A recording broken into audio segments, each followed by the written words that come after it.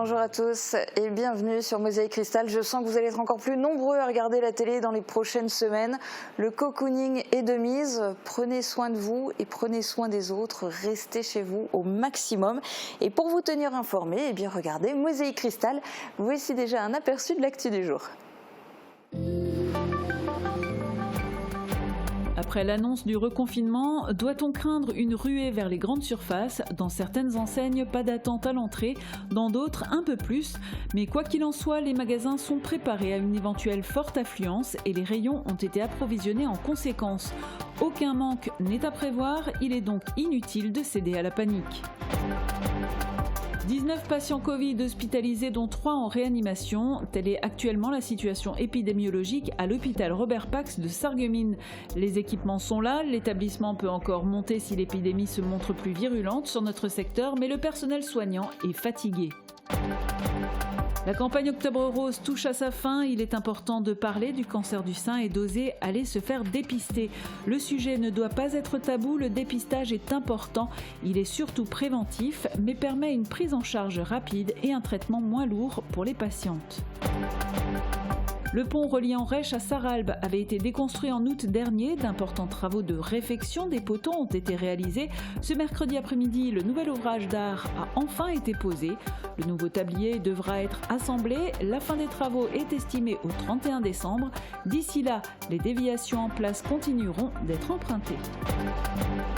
Le joueur local Hugo Schott a affronté le Suisse Leandro Ridi ce mercredi lors des 16e de finale des internationaux de tennis de Sarreguemines. Un match intense où le Suisse a imposé un jeu soutenu au joueur sarregueminois qui a essayé de tenir.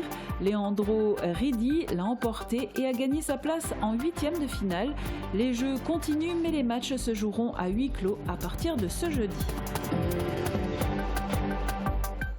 19 patients Covid hospitalisés, dont 3 en réanimation. C'est actuellement la situation à l'hôpital Robert Pax de Sarreguemines.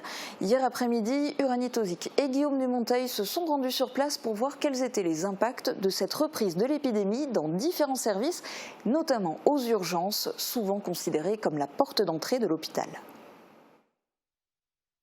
2, c'est le nombre de personnes hospitalisées aux urgences à cause du Covid. On a vraiment bénéficié de ce barrage qui est réalisé à l'heure actuelle par les médecins généralistes et je les en remercie du fond du cœur. Par contre, on est tout à fait réaliste sur le fait que la vague arrive également chez nous. On a des chiffres qui sont parfaitement inquiétants concernant l'augmentation de l'activité de patients Covid depuis une petite dizaine de jours notamment.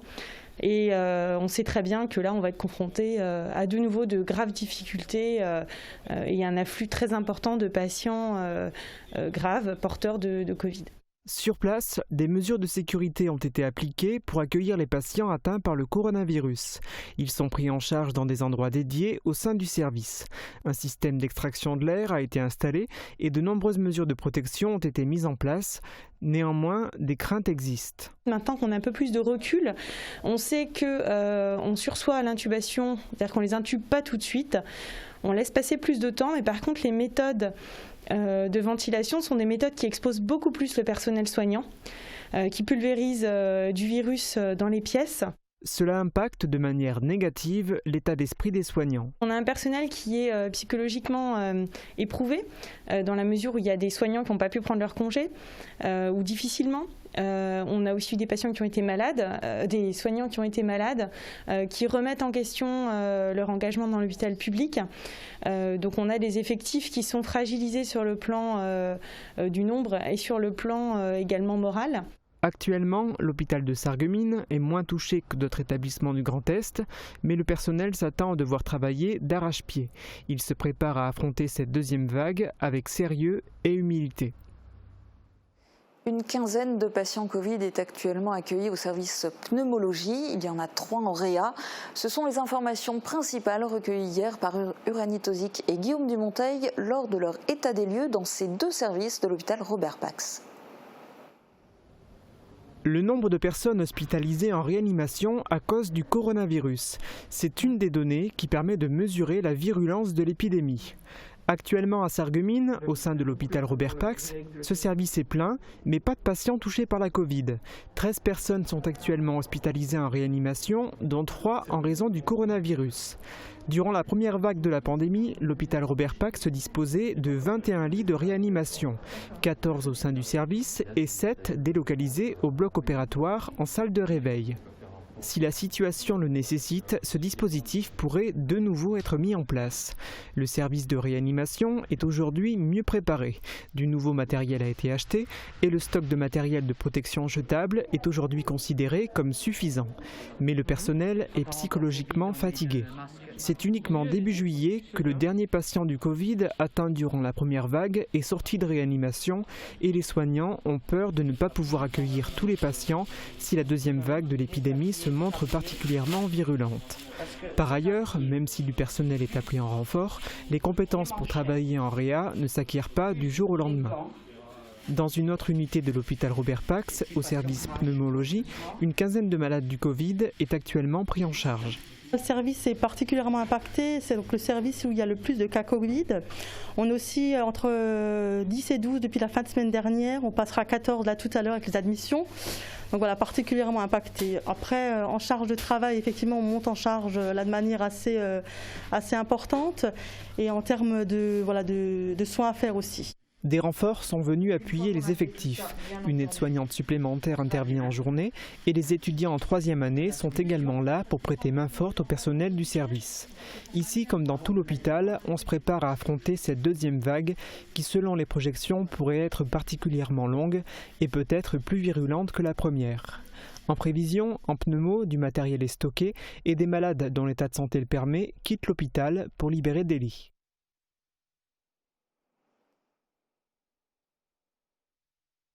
Malgré la deuxième vague de Covid-19 et le reconfinement annoncé hier soir par le président de la République, la vie se poursuit et des projets se concrétisent.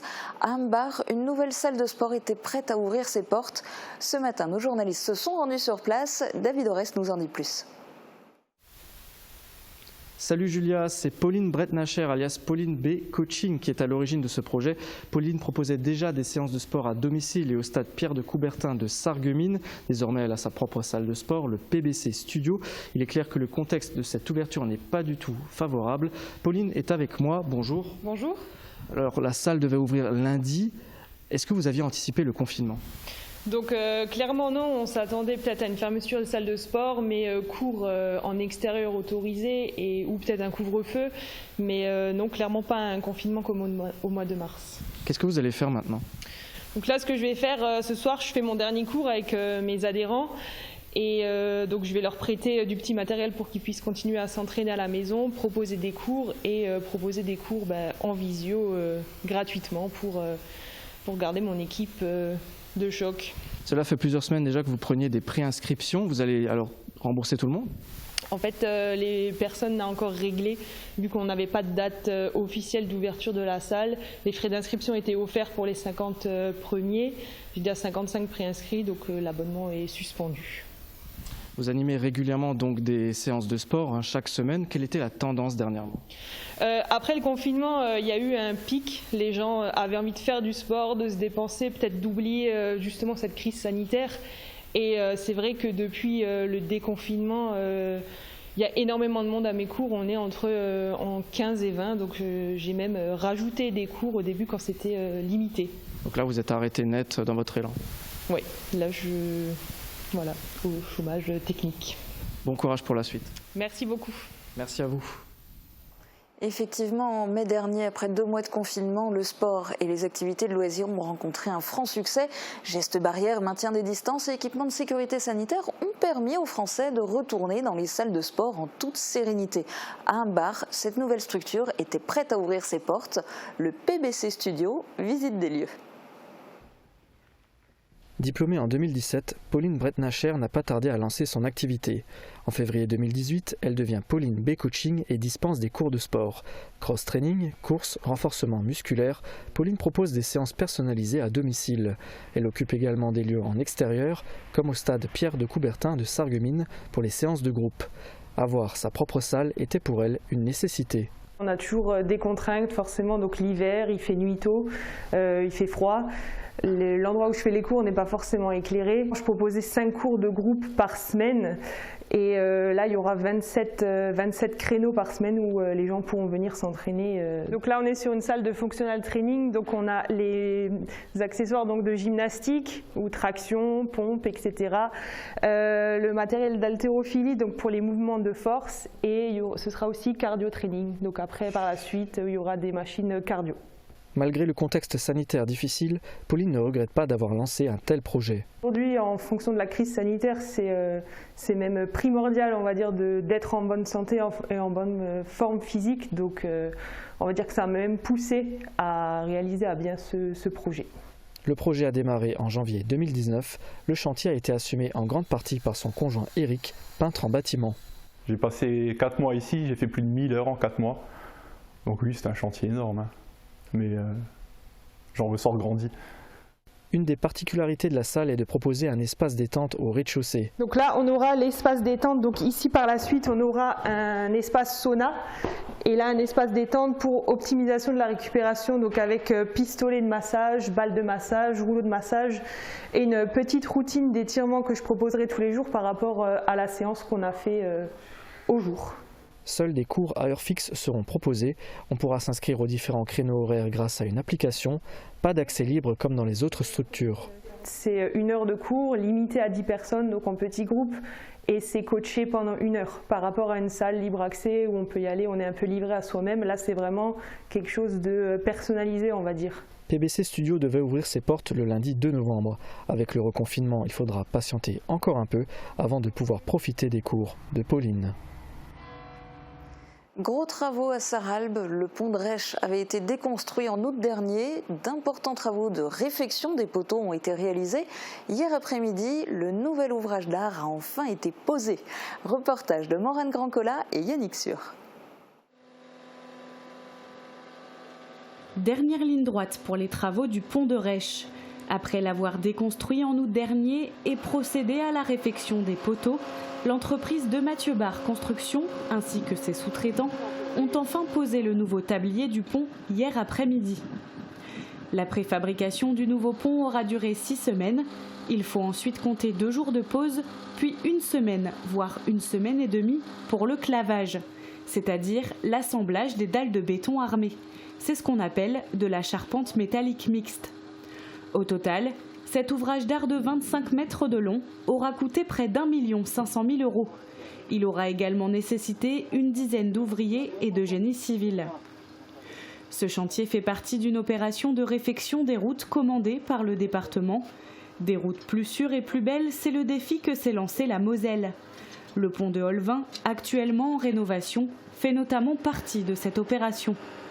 Les travaux du pont reliant Rèche à Sarralbe devraient se terminer d'ici le 31 décembre. En attendant, les usagers continueront d'utiliser les déviations locales mises en place.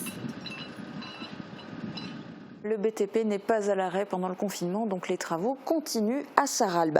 Le contexte sanitaire et le confinement ne doivent pas empêcher de traiter les autres pathologies et de dépister par exemple les cancers. Octobre rose, le mois de campagne autour du cancer du sein touche à sa fin. Même si vous pouvez vous faire dépister toute l'année, c'est le mois idéal pour communiquer sur cette maladie qui malheureusement est parfois encore tabou. Peur d'en parler, peur du diagnostic, une ancienne patiente et un radiologue témoignent dans ce reportage d'Uranie Tozic.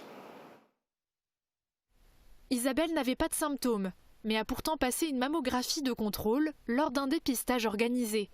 Je pense en avoir pour 1 heure, j'en ai eu pour plus d'1 année. Tout de suite, le verdict est tombé, cancer du sein. Après la chimio et la radiothérapie, des traitements lourds, elle s'est remise de sa maladie. Mais le processus a été long et il était difficile d'en parler. Effectivement, on est un peu dans le tabou, on a peur d'en parler, on dirait que c'est presque une maladie honteuse, ce qui ne l'est pas, mais c'est difficile parce que le mot cancer égale souvent synonyme de mort, mais avec mes amis qui ont été dans le même cas que moi, on a pu parler, on a vraiment pu discuter, et puis bon, il y a quand même le personnel soignant, on trouve quand même des gens qui nous aident, qui nous conseillent, qui nous disent de rester optimistes, de garder le moral. Et parmi ces personnes, le radiologue. Cette tache blanche en radio. Et au vu des caractères, pour nous, c'est automatiquement un cancer. Donc là, il faut le prendre en charge. Car en plus d'interpréter les images, un gros travail de communication est réalisé. Quel que soit le constat, le spécialiste va rassurer la patiente. Bon, nous, on regarde les images avant d'aller voir le patient. Et si on voit qu'il y a quelque chose, là, on sait comment aborder le sujet. S'il n'y a rien, dès qu'on arrive, on fait comprendre que voilà, n'ayez pas peur. C'est aussi un tabou autour du dépistage. Nombreuses sont les femmes à avoir peur de faire une mammographie de contrôle. L'occasion de rappeler que le dépistage organisé est surtout préventif. La probabilité qu'il y ait un cancer est assez basse. Donc déjà, il faut se dire, on n'est pas là pour prouver le cancer, mais on est plutôt là pour prouver qu'il n'y a pas de cancer. Depuis quelques années, les mammographies sont plus nombreuses, mais avec très peu de cas graves. Détecté tôt, le cancer du sein se prend rapidement en charge. Dans un instant, on parle de sport, de sorcières et d'artistes. On jette d'abord un œil à la météo prévue demain. La météo vous est présentée par le Crédit Mutuel. Une banque qui appartient à ses clients, ça change tout. Protégez et mettez en lumière votre maison avec toutes les nuances de crépi proposées par Modèle Habitat.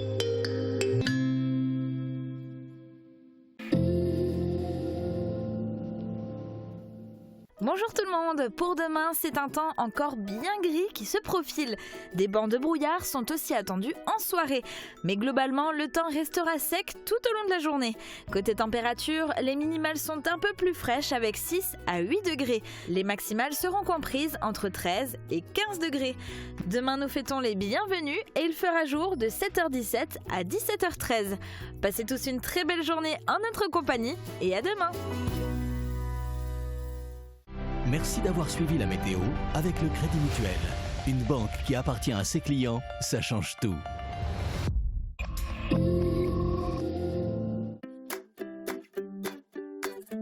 La saison culturelle de la ville de Sarreguemines continue de plus belle, avec toujours plus de spectacles. Au programme, du théâtre, avec Voyage en Italie le 13 novembre, de la danse, avec Tanguissimo le 1er décembre, et de l'humour, avec le nouveau spectacle de Nora Hamzaoui le 18 décembre. Tout un programme à découvrir sur www.sarreguemines.fr. Abonnement et billetterie individuelle en ligne, par courrier ou à l'office de tourisme. Fleur Crêpes à Rohrbach-les Beach, c'est l'excellence pour vos fleurs. Sous nos serres, découvrez un large choix de fleurs et plantes pour la décoration de vos jardins, balcons et balconnières. Nos chrysanthèmes vous attendent pour passer une belle Toussaint. Choisissez le meilleur pour vos fleurs, choisissez Fleur Crêpes. AVS Médical est votre spécialiste de l'incontinence. Retrouvez toute une gamme de protection pour fuites urinaires intenses à modérées à partir de 4 €, ainsi qu'une gamme de soins de la peau. Nous vous conseillons en magasin ou à domicile et proposons des échantillons et une livraison gratuite. En plus, jusqu'au 31 octobre, pour un carton de produits d'incontinence Molicare acheté, un sachet de lingettes imprégnées offert. Venez profiter de l'offre dans nos magasins AVS Médical. AVS Santé, notre métier, vous accompagner. Ne cherchez plus, le roi des vins est à Stirin-Wendel. Retrouvez plus de 3500 références de vins, une large gamme d'épiceries fines et des idées cadeaux pour chaque occasion. Le roi des vins, c'est du choix, des prix et des conseils. C'est aussi un service drive, une boutique en ligne et des livraisons prêtes en 24 heures. Le roi des vins à Stirin-Wendel, où choisir devient un plaisir.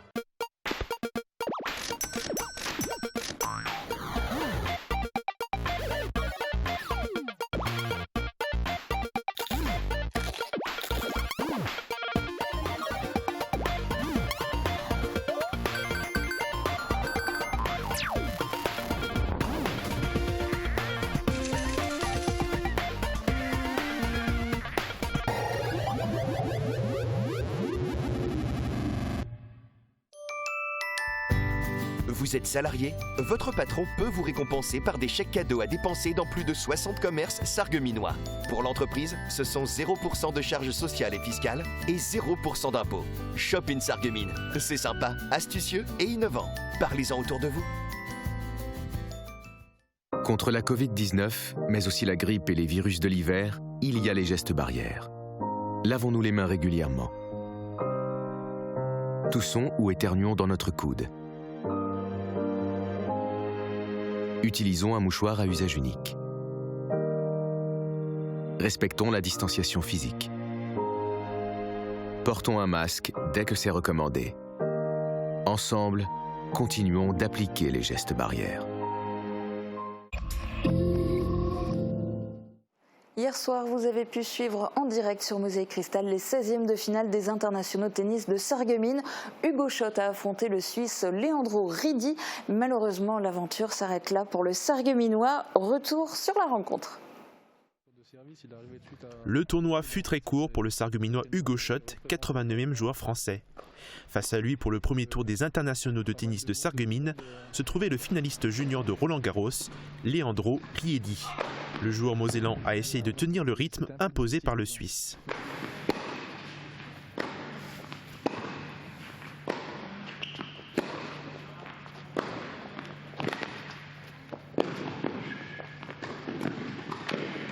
Je joue un joueur très offensif.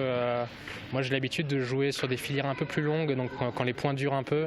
Lui, sa tactique, ça a sûrement dû être de décourter les échanges pour me perturber. Il a réussi vraiment à bien le faire avec très peu de déchets. Leandro Riedi a finalement eu l'avantage et a remporté le match en 2-7, 6-3, 6-3. Hugo Schott reste fier de son jeu, mais pour lui, c'est une sortie de tournoi décevante. Alors je suis déçu du résultat, hein. C'est sûr de s'arrêter d'entrer là dans un tournoi auquel j'adore jouer et participer. Et puis les années précédentes, j'étais allé plus loin, donc j'avais pris l'habitude d'enchaîner un peu les matchs ici. Là c'est décevant de s'arrêter tout de suite. Après, je savais que ça allait être un match difficile. Ce tournoi est l'occasion pour les joueurs d'améliorer leur place dans le classement ATP qui regroupe les 1000 meilleurs joueurs mondiaux. La défaite d'Hugo Schott n'a pas impacté son placement, il reste à la 935e place. Cette année, le niveau était particulièrement élevé. Ouais, cette année, le tournoi est vraiment particulièrement relevé, c'est du jamais vu parce qu'on a des joueurs entre la 350e place mondiale et le moins bon et 520e mondial. Ça, c'est dû au Covid parce qu'on a très peu de tournois organisés dans le monde. Et l'évolution de la situation sanitaire a changé l'organisation du tournoi. La suite se déroulera à huis clos et la compétition devrait se finir vendredi soir au lieu de dimanche. Pour Hugo Schott, avec les nouvelles mesures annoncées, la suite des compétitions demeure incertaine. Il va falloir apprendre à se réinventer et à innover. Et cela vaut aussi pour tous ceux qui voulaient fêter Halloween. Dans ce contexte, on a voulu vous présenter Camille Lauer. C'est une jeune maquilleuse professionnelle originaire de Forbach. Elle est maquilleuse par exemple pour les créatures des Horror Nights d'Europa Park. Elle s'est classée dans le top 5 des Face Awards organisés par la marque NYX Cosmetics.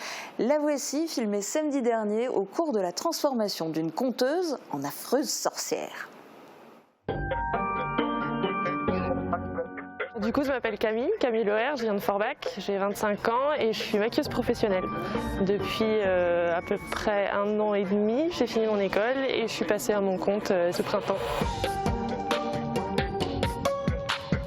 Alors aujourd'hui, je suis venue pour maquiller la conteuse et la transformer en sorcière. Donc on est passé par plusieurs étapes. J'ai commencé par préparer les prothèses à la maison, en amont, avec la sculpture, faire des moules, etc.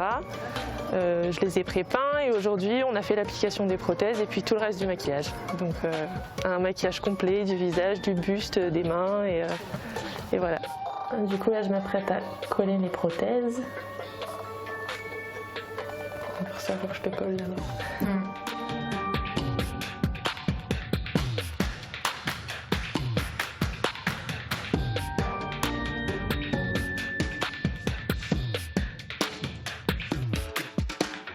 La plus compliquée, c'était les prothèses, du coup, parce que c'est très technique, ça demande beaucoup de temps et beaucoup de précision, et c'est quelque chose sur lequel je m'entraîne de plus en plus et qui me plaît beaucoup. Mais c'est vraiment l'étape la plus technique pour le coup.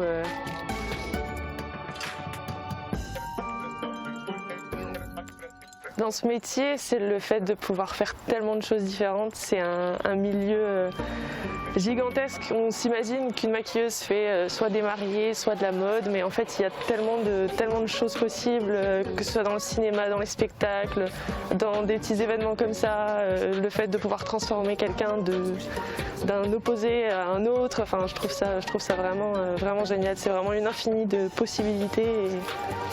Et voilà, c'est ce que j'aime le plus en tout cas dans le métier de maquilleuse.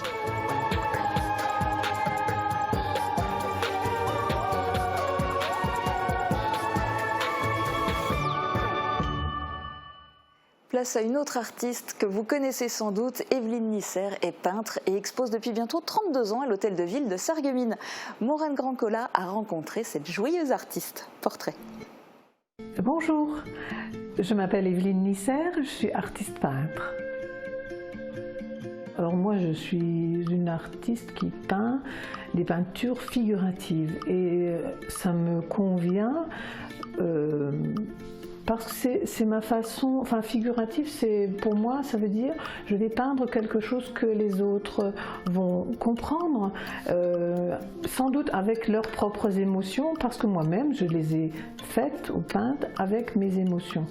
Je crois que j'ai toujours aimé dessiner, même petite comme beaucoup d'enfants certainement, mais ma vie a fait que je n'ai pas pu emprunter un chemin qui me paraissait au départ le plus intéressant, c'est-à-dire faire les beaux-arts, faire un chemin, enfin vraiment comme ça, mais la vie elle n'a pas voulu que ce soit comme ça, et c'était peut-être tant mieux. Parce que du coup, je suis arrivée à la peinture, pas par hasard, mais parce que je l'ai cherchée. Et je l'ai cherchée, je l'ai sans doute trouvée, et pour l'instant, elle me plaît comme je la fais. Mais je crois qu'avant tout, c'est vraiment faire comme on aime, au rythme qui nous convient, mais ça implique quand même beaucoup d'investissement, mais aussi beaucoup de temps. Et je crois que la peinture, c'est ça, la peinture ou n'importe quel autre art, que ce soit la musique, enfin tout ça, ça implique aussi qu'on s'investisse peut-être corps et âme, je ne sais pas si on peut le dire, mais je crois que si on a vraiment envie de faire quelque chose d'artistique, on se doit de se donner les moyens, et je crois que c'est ça que j'ai de mieux réussi. Être toujours convaincue que c'était vraiment ça qui me plaisait. Et voilà, alors en 32 ans pratiquement, je trouve que mon parcours il a été sans doute comme j'aurais pu rêver qu'il soit. Pour accompagner les familles dans l'utilisation de leurs écrans d'ordinateurs, de tablettes et smartphones, les caisses d'allocation familiale, en partenariat avec le Centre pour l'éducation aux médias et à l'information, ont conçu la série La famille tout écran. Voici le 2e épisode de la saison 2 consacré à la protection de la vie privée. Maman, je fais quoi? Je viens vous sauver.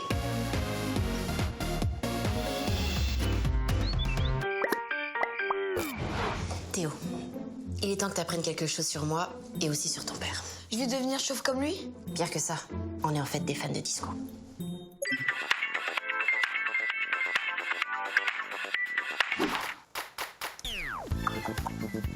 Alors, ils étaient pas trop cool tes parents? Ce qui est cool surtout, c'est que à part toi et quelques amis, personne n'a vu cette vidéo. Bah moi, je la regarde en boucle, j'adore. Imagine que cette vidéo, tout le monde puisse la voir ou la partager, ce serait la honte. Revenons-en à toi. Premièrement, tu sais que tu dois pas t'inscrire sur les réseaux sociaux, même si je sais que la plupart de tes amis sont déjà dessus. Deuxièmement, même si tu penses que tout le monde oubliera ces vidéos, c'est faux. Elles laissent des traces. Et on peut facilement les enregistrer, les copier et même les transformer. C'est noté. Bien. Tu sais, chérie, ça me manque. La danse? Les cheveux. Attention, toutes nos publications laissent des traces. Avant 15 ans, les enfants doivent obtenir l'accord de leurs parents pour s'inscrire sur les réseaux sociaux. Mais jusqu'à 18 ans, les parents sont responsables de leurs publications. Protégez votre intimité, ça vaut plus que des likes. Parole de tablette. Oui, des pompiers? Oui, alors avec ma femme, on est des fans de Dirty Dancing et on vient d'essayer de refaire le portrait de Patrick Swayze à la fin et visiblement, j'ai pas la même force. Vous pouvez venir? Soyez particulièrement vigilants dans les prochaines semaines, car vous risquez de passer pas mal de temps sur les réseaux sociaux, mais continuez à interagir avec nous via notre page Facebook. Mosaïque Cristal continuera à vous informer durant le confinement aussi, sur le câble, sur les box, sur notre site internet et bien sûr via les réseaux sociaux. Soyez connectés et prenez soin de vous et de vos proches.